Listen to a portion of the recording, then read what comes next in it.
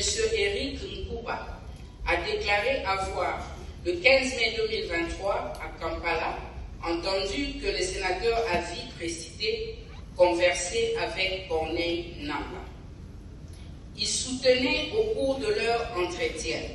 que le Rwanda avait un plan visant l'assassinat de son Excellence Félix-Antoine Tshisekedi Tshilombo, président de la République démocratique du Congo.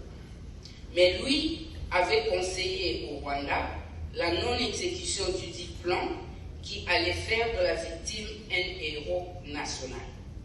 Il fallait plutôt le chasser du pouvoir par un coup d'État.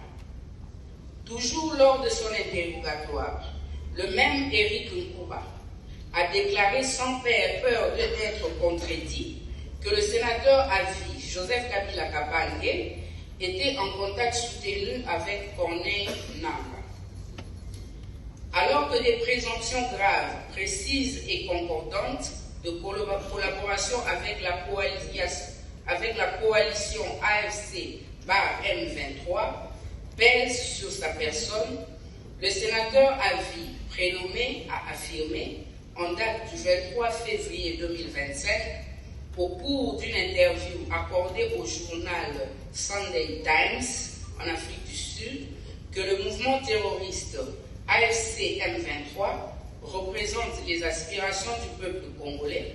et que c'est à tort que le gouvernement de la République démocratique du Congo le présente comme un groupe anarchique, une marionnette d'un État sans revendication légitime. Enfin, toujours de l'Afrique du Sud, où il séjourne,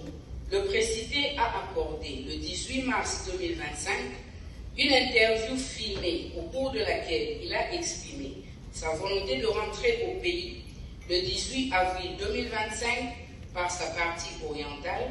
plus précisément par Goma, ville sous occupation de l'armée rwandaise à travers le mouvement terroriste AFC M23. Sa présence dans la ville suisse indiquée est confirmée par plusieurs médias internationaux crédibles, notamment RFI, TV5 Monde, AP News, Reuters, African News, The East African, par les tweets de ses proches collaborateurs, ainsi que par M. Serge Tchibans, secrétaire national du Parti du Peuple pour la Reconstruction et le Développement PPRD aussi, au cours d'une interview accordée à TV5 Monde. Fort de ce double soutien, le M23 a commencé à lancer ses attaques contre notre pays, la République démocratique du Congo. Les premières attaques ont abouti, en date du 13 juin 2022, à la prise de la cité de Bunagana. Sur ces entrefaits, la coalition M23-AFC a sémé morts, viols, pillages, destruction et autres actes inhumains à travers la